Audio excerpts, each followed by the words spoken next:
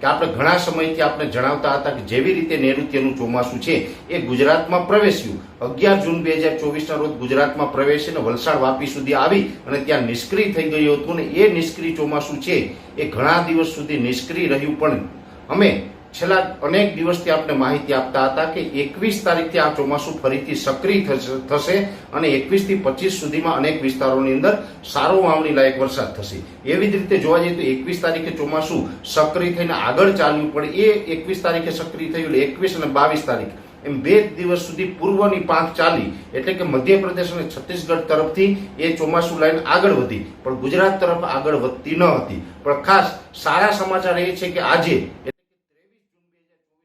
ગુજરાત તરફની પણ ચોમાસું ધરી છે, આગળ વધી છે અને અત્યારે નૈઋત્યનું ચોમાસું છે આજની તારીખે આગળ વધી અને જે વલસાડ સુધી રોકાયેલું હતું એ સુરતથી પણ આગળ આવી ચૂક્યું છે અને સૌરાષ્ટ્રના પણ દરિયાઈ કાંઠાથી અમુક વિસ્તારોને કવર કરી લીધા છે. એટલે નૈઋત્યનું ચોમાસું આગળ વધ્યું છે. એમ આજે હવામાન વિભાગે ખુદ આપણી સરકારી સંસ્થાએ પણ આ વાતની પુષ્ટિ કરી દીધી છે, આ વાતની જાહેરાત કરી દીધી છે અને આ એક પ્રકારની ઇમેજ છે એની જાહેર કરી છે. એટલે આજની તારીખે જોવા જઈએ તો દક્ષિણ ગુજરાત અને સૌરાષ્ટ્રની અંદર ચોમાસું આગળ વધ્યું છે.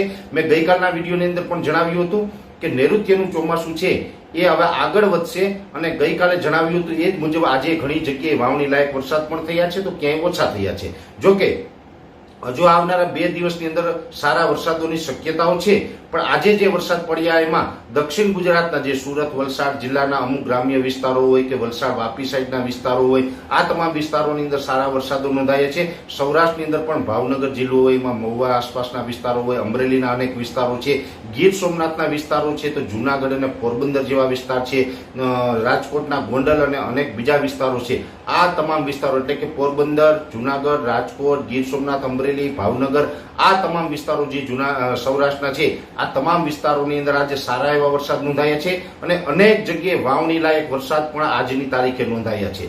જોકે હજુ આ શરૂઆત છે આજથી. અમે ગઈકાલે પણ કીધું હતું 23, 24 અને 25 એમ 3 દિવસ વરસાદની શક્યતા છે. આજે 23 જૂન છે, આજે પહેલો દિવસ હતો. આવતીકાલથી આ તીવ્રતા હજુ પણ વધશે. 24 અને 25 તારીખે દક્ષિણ ગુજરાતના તમામ વિસ્તાર અને મધ્ય ગુજરાતના અમુક વિસ્તારો એટલે કહી શકાય કે દાહોદ, ગોધરા, ભરૂચ, બરોડા, છોટાઉદેપુર, રાજપીપળા, અંકલેશ્વર, સુરત, વલસાડ, વાપી, નવસારી, બારડોલી, બીલીમોરા, ડાંગ, આહવા આ જે તમામ વિસ્તારો છે આ તમામ વિસ્તારોની અંદર 24 અને 25 તારીખમાં પણ સારા વરસાદની શક્યતાઓ છે. એ સાથે મધ્ય ગુજરાતના જે બીજા વિસ્તારો હોય અમદાવાદ, ગાંધીનગર, કપડવંજ હોય, આણંદ, નડિયાદ, ખેડા હોય એમાં હળવાથી સામાન્ય અને અમુક જગ્યાએ મધ્યમ વરસાદની શક્યતાઓ છે. એટલે કહી શકાય કે દક્ષિણ ગુજરાત અને સૌરાષ્ટ્ર કરતા મધ્ય ગુજરાતમાં થોડીક તીવ્રતા આવનારા 2 દિવસ ઓછી રહેશે, પણ વરસાદ ચોક્કસથી નોંધાશે. એ જ રીતે ઉત્તર ગુજરાતના જે તમામ વિસ્તાર છે જેમાં ઉત્તર ગુજરાતનું કહો અથવા તો મધ્ય ગુજરાતનું કહો, અરવલ્લી હોય અથવા તો બનાસકાંઠા છે, સાબરકાંઠા છે, પાટણ છે, મહેસાણા છે આ તમામ વિસ્તારો છે એમાં હળવા સામાન્ય અને છૂટાછવાયા વરસાદો નોંધાઈ શકે. કોઈ સાર્વત્રિક કે મોટા વરસાદની ત્યાં પણ ઉત્તર ગુજરાતમાં હાલ 2 દિવસ સુધી શક્યતાઓ નથી. એ સાથે કચ્છની વાત કરવા જઈએ તો કચ્છમાં પણ દરિયાઈ કાંઠાના વિસ્તારોની અંદર મધ્યમથી સામાન્ય વરસાદ નોંધાશે. એકલ દોકલ સેન્ટરની અંદર વાવણી લાયક વરસાદ થાય, બાકી કચ્છમાં પણ સામાન્યથી મધ્યમ વરસાદની શક્યતાઓ હાલ રહેલી છે અને ત્યાં પણ આવનારા સેશનમાં વરસાદ થશે. હવે દક્ષિણ ગુજરાતના મેં આપને નામ જણાવ્યા, મધ્ય ગુજરાતના નામ જણાવ્યા, એમાં તો વાવણી લાયક વરસાદ છે આવનારા 2 દિવસમાં થવાનો છે. એ સાથે સૌરાષ્ટ્રમાં સાર્વત્રિક વાવણી લાયક વરસાદ થાય તેવી શક્યતાઓ છે. સાર્વત્રિક એટલે કે 60 થી 65% વિસ્તારને નૈઋત્યનું ચોમાસું આવરી લેશે અને 60 થી 65% વિસ્તારની અંદર 24 અને 25 જૂને 2 દિવસની અંદર સારો વાવણી લાયક વરસાદ થાય તેવી અમે શક્યતા માની રહ્યા છે. જેની અંદર બોટાદ હોય, સુરેન્દ્રનગર, મોરબી છે અથવા તો જામનગર, દ્વારકા, પોરબંદર, ગીર સોમનાથ, જુનાગઢ, રાજકોટ, અમરેલી, ભાવનગર આ તમામ વિસ્તારો આવી જશે. તમામ વિસ્તારોની અંદર સારા એવા વરસાદ થશે. 60 થી 65% વિસ્તાર અને કદાચ 65% કરતા પણ વધારે વિસ્તારને આવરી લે તો પણ એમાં નવાઈ નથી. એટલે સારા એવા વરસાદો છે એ 24 અને 25 તારીખ દરમિયાન નોંધાવાના છે. જોકે આનું પણ કારણ છે કે અત્યારે ઓક્સો ટ્રફ એટલે દક્ષિણ ગુજરાતથી લઈને જે કેરળ સુધીનો ઓક્સો ટ્રફ હોય છે એ પણ ખૂબ મજબૂત પોઝિશનમાં છે, ફેવરેબલ છે. એને કારણે પણ વરસાદ નોંધાશે અને અત્યારે સૌરાષ્ટ્રના કાંઠા ઉપર એક સાયક્લોનિક સર્ક્યુલેશન છે જેને કારણે પણ આપણે સારા વરસાદ નોંધાશે. ચોમાસું પણ સક્રિય થઈ ગયું છે, આગળ વધી રહ્યું છે. સાયક્લોનિક સર્ક્યુલેશન છે અને ઓક્સો ટ્રફ મજબૂત છે. આ તમામ પરિબળો છે દક્ષિણ ગુજરાત અને સૌરાષ્ટ્રની અંદર વાવણી લાયક વરસાદ આપવા માટે ફેવરેબલ છે. એટલે ખૂબ સારા વાવણી લાયક વરસાદો છે એ 24 અને 25 જૂન દરમિયાન નોંધાશે. જોકે 24 અને 25 જૂન દરમિયાન દક્ષિણ ગુજરાત અને સૌરાષ્ટ્રમાં વરસાદ નોંધાશે અને ઉત્તર ગુજરાત, મધ્ય ગુજરાત અને કચ્છની અંદર હળવા વરસાદ પડશે. પણ એ પછી 26 અને 27 તારીખ 2 દિવસ થોડીક વરસાદની તીવ્રતામાં ઘટાડો આવશે. બિલકુલ બંધ નહીં થાય, પણ થોડીક વરસાદની તીવ્રતામાં 26 અને 27 જૂને 2 દિવસ ઘટાડો નોંધાશે.